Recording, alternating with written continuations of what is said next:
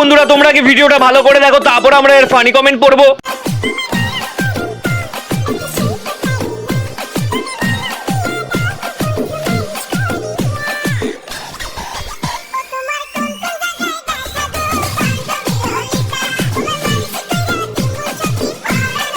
तो चलिए शुरू करते हैं। এই ভিখারিটাকে কেউ একটা জামা গিফট করো। দুজনকে পুরো সোনাগাছির টপ হিরো লাগছে। এটা কোন দেশের মুরগি ভাই? বস্তির ছেলে না না না, শান্তির ছেলে।